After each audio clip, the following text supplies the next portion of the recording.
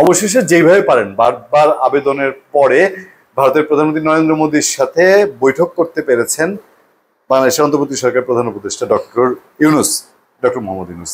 এই নিয়ে বাংলাদেশের প্রধান উপদেষ্টার প্রেস উইং তারা অনেকগুলো কথা বলেছে এবং বাংলাদেশের পত্রপত্রিকাও টুকরো টুকরো টুকরো মিটিং শুরুর থেকেই একে একে নিউজ আসছে। নরেন্দ্র মোদীকে ছবি দিয়েছেন ডক্টর ইউনূস, সেই 15 সালের একটা ছবি যে দিল্লি ইউনিভার্সিটিতে তিনি পুরস্কৃত হয়েছিলেন, মোদীর হাত থেকে পুরস্কার নিয়েছিলেন সেইটা। তারপরে দুই নেতার 40 মিনিট মিটিং হয়েছে। প্রেস উইং সাথে শফিকুল আলম সাহেব সাথে জানিয়েছেন যে মিটিং হয়েছে, কি কি গুরুত্বপূর্ণ অর্জন হয়েছে সেটা হলো শেখ হাসিনাকে ফেরত চাওয়া হয়েছে। শেখ হাসিনা প্রত্যাবর্তনের কথা মোদীকে বলা হয়েছে। লাভের লাভ একটু করেছে, মোদী এটা নোট নিয়েছে। মোদী আর এই বিষয়ে কিছু বলেনি। শেখ হাসিনাকে ফেরত চাওয়াটার জন্য মোদীর সাথে দেখা হওয়াটা জরুরি ছিল।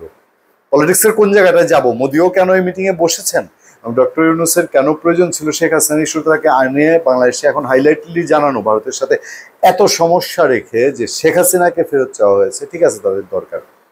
এরপরে গঙ্গা চুক্তি, তিস্তা চুক্তি, এগুলা ভারত অলরেডি গত মাসে হচ্ছে গঙ্গা চুক্তি সে অগ্রগতি করেনি, আর তিস্তা চুক্তি তো বহুদূর, মক্কা বহুদূর। আচ্ছা, বর্ডার কিলিং নিয়ে বাংলাদেশ তার উদ্বেগের কথা জানিয়েছে। বর্ডারে তো পাখির মতো মানুষ মারে বিএসএফ, তো এটা নিয়ে কথা বলেছে। এখন পাল্টা এটার কিভাবে বন্ধ করা যায় এই বুদ্ধির কথা যখন ডক্টর ইউনূস বলেছে, তখন ডক্টর ইউনূসকে বলেছে যে আপনারা অবৈধ লোকজন পাঠানো বন্ধ করেন। আচ্ছা, এইসব বিষয়টি হচ্ছে উল্টা নরেন্দ্র মোদী তিনি বলেছে যে আপনার দেশে কিছু উল্টা, মানে আমি কথাটা আমার মতো করে বলছি, যে দেশে যে উল্টাপাল্টা কথা বলে বিভিন্ন লোকজন, এগুলো বন্ধ করেন, উল্টাপাল্টা কথা থেকে যেন সম্পর্ক নষ্ট না হয়। হ্যাঁ, তো কাকে বলেছে আপনারা জানেন, উপদেষ্টারা পর্যন্ত ভারত নিয়ে কথা বলে, উল্টাপাল্টা গরম বক্তৃতা কই, তার ছিঁড়া নাকি ঢুকে যাবে কোথায়, এইসব জিনিস সামলাতে বলেছে। কথা হলো বৈঠক হয়েছে, নতুন দুয়ার খুলেছে, মির্জা ফখরুল ইসলাম আলমগীর বলেছে যে এটা একটা নতুন দুয়ার, এটা প্রয়োজন ছিল, ঠিক আছে, সবকিছুই ঠিক ছিল।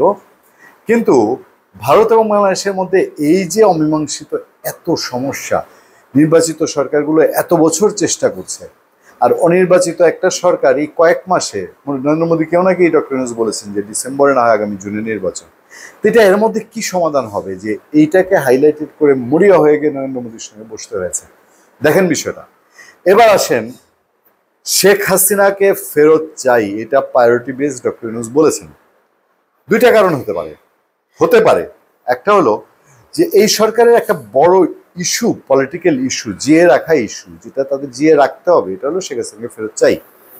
শেখ হাসিনাকে পাঠিয়ে দেওয়া হয়েছিল বিভিন্ন অ্যারেঞ্জমেন্টে, ডক্টর ইউনূস সেখানে দেয় না, এটা ক্লিয়ার করে বলছি। কিন্তু তাকে যারা এনেছেন, বসিয়েছেন, তারাই তো মেনে নিয়ে পাঠিয়েছে, জানতো সবকিছু। তারপরে শেখ হাসিনা বিশেষ ব্যবস্থায় চলে গেল, ইন্ডিয়া বিশেষ ব্যবস্থায় নিল। তারপরে এখন তাকে ফেরত আনতে হবে। এই ধোয়া যতদিন তোলা যায় ততদিন রাজনীতির সুবিধা, একটা ইস্যু, যে এন্টি ইন্ডিয়ান যে ইস্যুটা, এটা একরকম ইস্যু।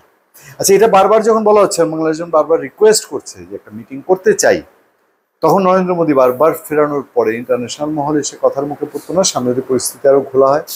তাহলে নরেন্দ্র মোদী মিটিংয়ে বসছিল, যেহেতু বাংলাদেশের যে প্রবলেমগুলোর কথা তুলে ধরা হয়েছে, আশ্বাস কতটুকু দিয়েছেন আমরা এখনো জানি না। বাস্তবিক অর্থে কি হবে, পলিটিক্যাল গভর্নমেন্টই এতদিন পারলো না। আমরা এবার আশায় নিয়ে বসে থাকি। ধন্যবাদ সবাইকে, ভালো থাকবেন, সুস্থ থাকবেন। সত্য, করুণা এবং সহনশীলতার সাথে আপনাদের সাথে আমি আতিক রহমান পূর্ণিয়া।